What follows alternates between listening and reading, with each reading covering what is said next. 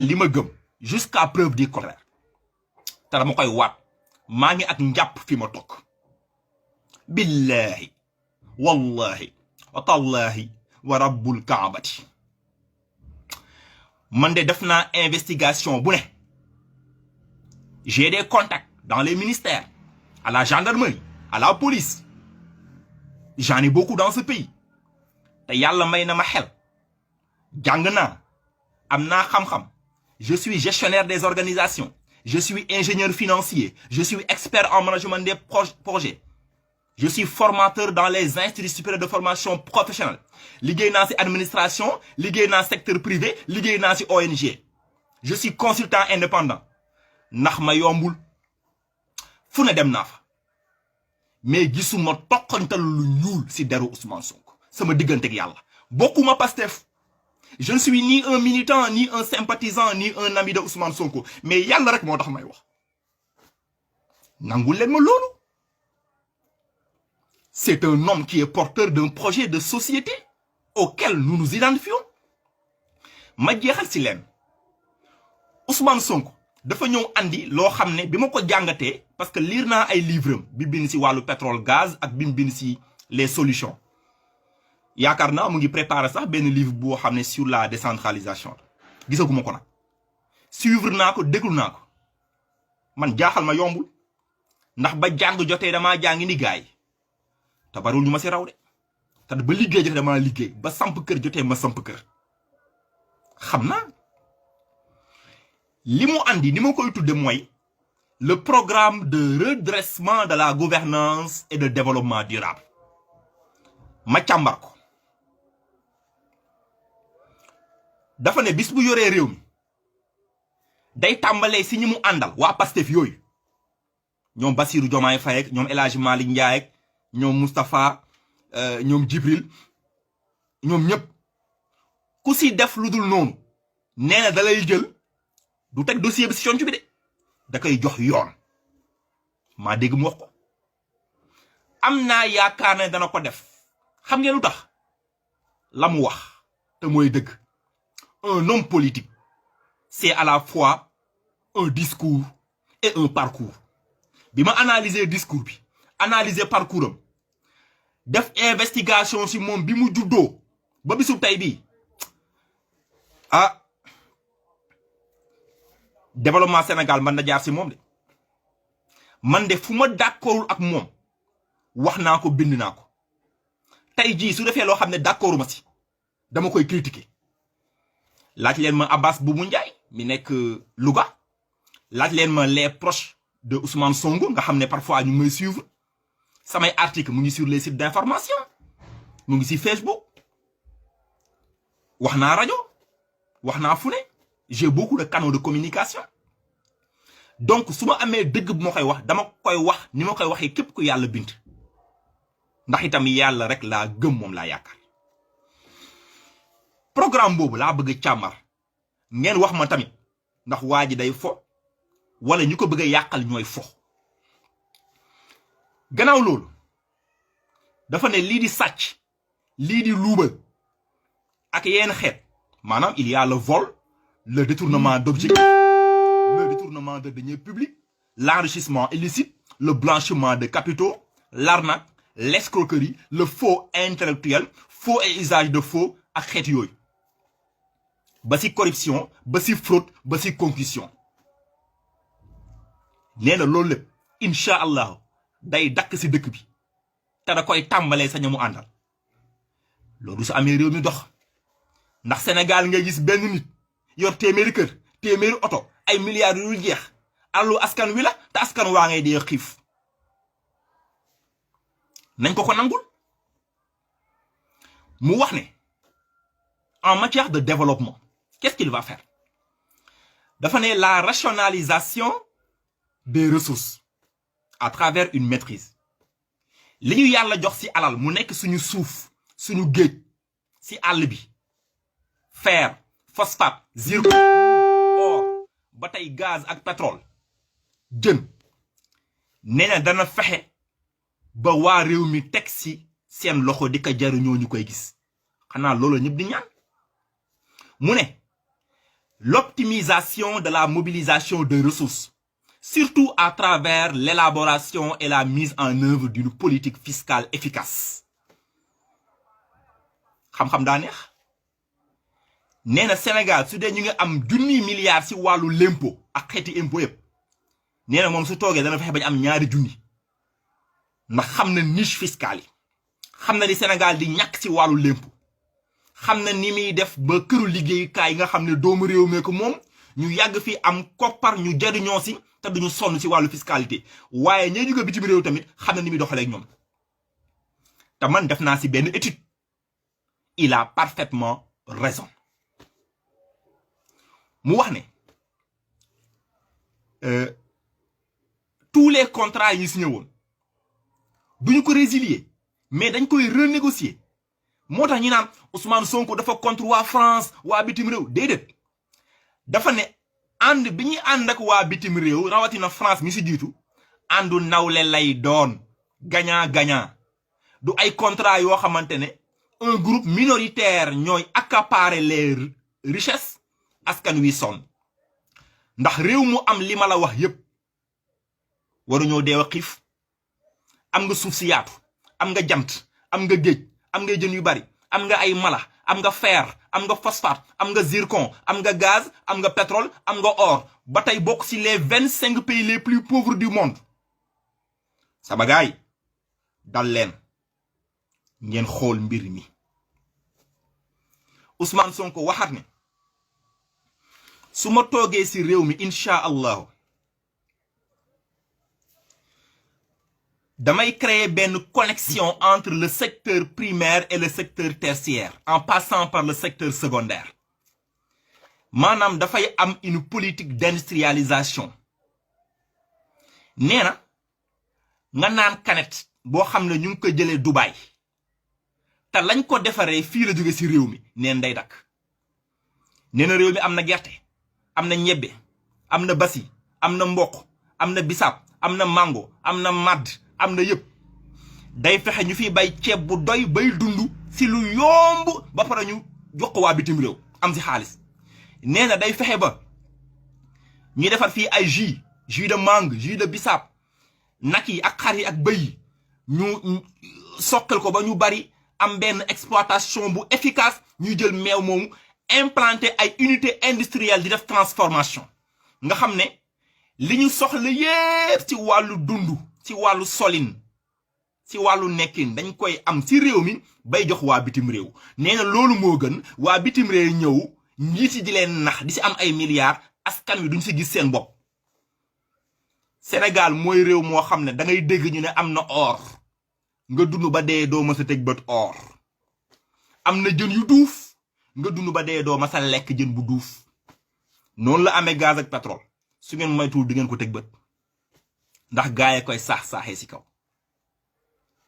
li may wax nii lu ñu mën a vérifier la te ci xel mu sell ak xam-xam bu yaatu te wér la tegu Ousmane Sonko ne nous avons une économie extravertie nous avons une économie tertiarisée nee na loolu da koy wëlbati ba pare wax nam koy wëlbati wax na dëgg wax na dëgg mën naa ko gën a yaatal waaye damay jeexal ci wàllu monnaie ak wàllu dette mu ne su dee wàllu dette nee na kuy leb day fekk nga am soxla wala soo demee bay leb da ngay leb la méngoo ak sa soxla nee na à travers une optimisation de la mobilisation des ressources basée sur une meilleure politique fiscale à travers une rationalisation de nos ressources nee na dana fexe ba dootoo lebati wala sooy leb da ngay jël alal ja def ko fa nga xamante ne fa la soxlay askan wi nekk ndax itam leb fukk mu dellu ci askan wi moo gën nga leb benn te askan wi gisuñu seen bopp la gestion de la dette intérieure ak dette extérieure mu waxaat ne wàllu monnaie xam nga le Sénégal est un des 8 pays membres de l'UEMOA mooy le Bénin le Burkina Faso la Côte d'Ivoire la Guinée-Bissau le Mali le Niger le Sénégal et le Togo moo tax fan yële dégg naa koo xam ne il est à la fois vice-président à l'Assemblée nationale et porte-parole adjoint de l'APR mu toog plateau France 24 ne le président de la République du Sénégal mène une politique monétaire ma ne ko waay allahu akbar politique monétaire du président moo koy def du gouvernement du assemblée nationale il appartient à la banque centrale en l'occurrence la BCEAO te politique monétaire boobu il faut que Sénégalais am lu ñu xam la moo tax Ousmane Sonko wax wàllu monnaie ñi naan manul nekk non il est trop optimiste Ousmane Sonko nee na même bu fekkee su nekkee président amul si régime am dana ko tàmbali ba ay at ci kanam Sénégal mën ko am wax na dëgg xam nga lu tax la moitié de nos réserves de change ñu ngi trésor Paris Sénégal ñu bari xamuñu ne billet de monnaie ak pièces maanaam juróomi dërëm fukki dërëm ñaar fukki dërëm ñeent fukk téeméeri dërëm ak billet 1000 francs billet 2000 billet 5000 billet 10 000 kenn defarew ko Afrique waxuma la ak Sénégal le siège de la BCEAO se trouve à Dakar pour des raisons de stabilité le gouverneur est un Ivoirien pour des raisons de contribution économique dans l'espace loolu bu yàgg la c'est pas un système rotatif léegi Ousmane Sonko nee na xaalis bi ñuy defaree bitim réew parce que il faut ngeen xam ko xaalis bi ngeen yor France lañ koy defaree def ko ci avion wala bateau andi ko suñu réew yi la banque centrale ne fabrique pas de la monnaie elle émet de la monnaie loolu ñu bari xamuñu ko moo tax banque centrale dafa am benn marché monétaire boo xam ne les banques commerciales fa la ñuy refinancer wu dafa am lu ñuy wax taux directeur am ay réserves yoo xam ne dañ koy prélever sur les dépôts constitués par les épargnants muy dem banque centrale mu am tamit un taux lié aux appels d'offres en termes d'injection de liquidité gis nga pour assurer la stabilité des prix pour éviter l'inflation pour rationaliser la masse monétaire et la base monétaire moo tax banque centrale di appuyer wu sur ay leviers ngir gérer stabilité économique Ousmane Sonko nee na bis bu nekkee président même su ko deful dana ko door mooy ni Mauritanie amee Ogiya Gambie am dalasi Nigéria am naira ne noonu lay fexe ba ñu am suñu benn monnaie boo xam ne dañu am suñu banque centrale di élaborer suñu bopp suñu politique monétaire di ko mettre en œuvre nga xam ne ñun ñooy gérer la fabrication de la monnaie l'émission de la monnaie di jàppale les banques commerciales les banques d'investissement les banques d'affaires ba nga xamante ne këru liggéeyukaay yi ak nit ñi dañuy gis seen bopp di am alal ñii di am kër ñu faju di lekk di naan wàllu éducation formation culture sport lépp jëm ci kanam incha allah l'entrepreneuriat des femmes mais loolu la wax ñu naan daf ñoo bëgg a jaxasee ko waa France daa bëgg a taal dëkk bi déedéet su caaxaan jeexee ànduma ak Ousmane Sonko de mais wax dëgg yàlla de 2014 à maintenant si ay idée ay xam-xam lay jàkkaarloo gaay léeg-léeg mu juum comme ni ñëpp di juumee mais nangul leen ko lool donc yéen ñiy laaj man Malick Sow lan moo tax ma sonn bañ may menacer ñu ngi may menacer di ma saaga di ma tëkku parce que maa ngi jàppale Ousmane Sonko noppalu leen inna nafsi bi yadillah awalaysa allazi xalaqa alsamawati wal arda bi qadirin ala an yaxluqa mislahum bala huwa alxalaqul alim innama amruhu ida arada shay'an an yaqula lahu kun fa yakun fa subhana allazi biyadihi malakutu kulli shay wa ilayhi turja'un yàlla moom va entendre je ne fais pas pour les autres ce qu'ils veulent que je fasse pour eux mais plutôt ce qu'ils méritent que je fasse pour eux loolu na leer bu ma kenn mere nit ñi xam nañ ma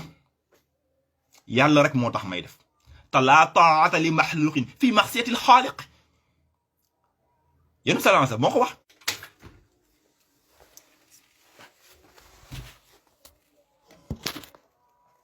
ah ngeen baal ma àq dafa amoon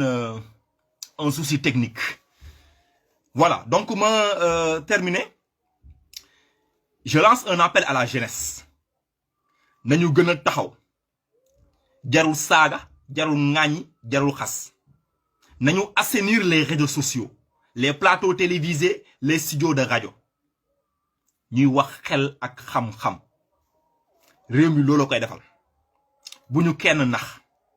Man li may bañ rek mooy benn mbooloo mu ndaw jël milliardu réew mi yépp seeni passeport diplomatique seeni oto yu rafet yor ay toolu 100 hectares yor seeni alal ak seen njaboot ñun ñuy liggéey ba dee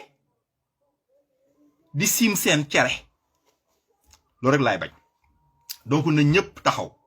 vraiment xam ne looloo baax ci réew mi. ma jeexal nag ci président de la république keroog wax naa ne il a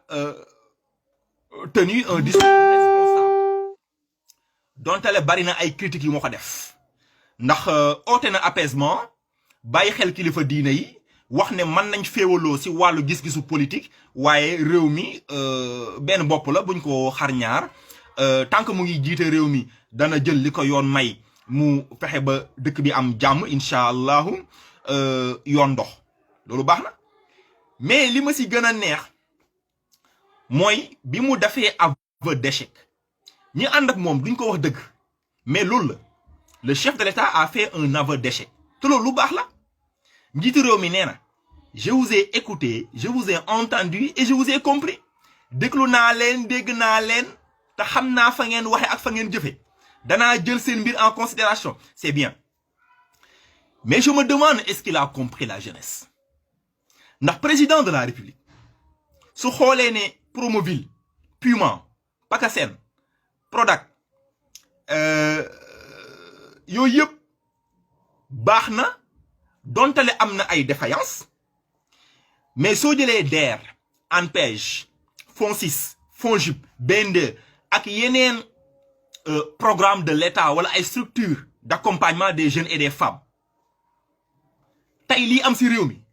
benn jàngat la ci war a am mooy ñi ma wër ñëpp dañ may nax président Macky Sall maa ngi koy ñaan mu bàyyi xel ne ñi ko wër ñëpp dañ koy nax wala boog li ñu ci ëpp ndax suñ ko naxul woon les milliards qu'il a injectés dans l'ensemble de ses programmes et agences d'accompagnement aux jeunes et aux femmes waru mën a am échec loolu li muy tekki mooy milliards yi ma def ci réew mi 2012 ba tey sàcc nañ ko luubal nañ ko waxuñu dëgg askan wi président Macky Sall na am benn instrument d'évaluation benn élément de mesure na xool ndax alal ji mu def ci biir réew mi ci surtout ci wàllu ndaw ña jigéen ñi est-ce que méngoo na ak li askan wi dund léegi mu laaj ana milliards yooyu directeurs généraux yi ministres yi chef d'agence yi lan lañ liggéey moo tax président de la République ci sama xalaat daa war a tas gouvernement bi jël ñu am xam-xam bëgg seen réew jug pour liggéey mu na leen ñetti at yi ma dese dama bëgg ndaw ñi am xëy njàng mi baax wér-gu-yaram bi cosaan ak aada dem ak dikk lépp loo xam ne askan wi dañ ko yittewoo wàllu mbay wàllu sàmm lépp jaar yoon ngir ma dem bu rafet parce que président de la République il aura 63 ans en 2024 incha allah 2022 bii lay nekk président Union africaine am na carrière fii ba 75 ans mën na nekk organisation internationale de la francophonie mën na nekk système des nations unies donc président de la République ñi la wër dañ lay nax ñi la wër dañ lay nax keroog yaa ngi annoncé 300 milliards en 3 ans soo génne woon 1000 milliards mu jaar fa mu jaaroon jeunesse bi génnaat ndax ñi la wër ñoo lay nax monsieur le président de la République man ndaw réew mi maa la ko wax billahi ñi la wër monsieur le président de la République dañ lay nax moo tax juróom-ñeenti at yi li nga def ci alal ci réew mi yëpp askan wi gisuñu ko te li nga wax gaw ma ne su jaaree yoon mbam jaaroon dana am te su amul ndaw ñi daañu génnaat te loolu kenn ñaan ko yàlla Je vous invite, Monsieur le Président de la République, à vous débarrasser des compagnons encombrants, de ceux qui, au lieu de prendre en considération les préoccupations des populations, de résoudre le problème, ne s'investissent que dans la préservation de leurs privilèges. Donc mbokk yi loolu mooy li nga xam ne tey dama ne woon danaa ko partager ak yéen tey mënuñu bàyyi bind wala wax ak jëf ndax doomi réew mi lañ te suñu réew daf ñoo defal lu ne faw ñu delloo ko insha allahu taala. Un excès de mensonge et d'hypocrisie détruit l'esprit et détériore l'âme. Un excès de communication ne tue pas la communication. C'est un excès de mauvaise communication qui détruit la communication. Ni nga koy xamee mooy Seydina Muhammad sallallahu alayhi wa sallam walil habibi kaddun alfan 24 000 fois ñaar fukki junni ak ñeent la Jibril malaayika wàcc si moom si koo xam ne mission am 23 ans la. Calculez leen ngeen xool combien de fois par jour la ñëw ngeen xool alquran ñaata saar la ñaata aaya la ngeen xool ñaata yoon la wàcc yonent sallallahu alayhi wa sallam te ba tey nit ñaa ngi wax su laajee bis bu nañu wax ak ñu bind ak ñu jëf dañ ko def pour l'intérêt de la nation insha allahu taala. Donc loolu mooy tontu bi ma bëggoon a andi ak leeral bi. Assalaamu aleykum wa rahmatullahi taala wa barakatuhu.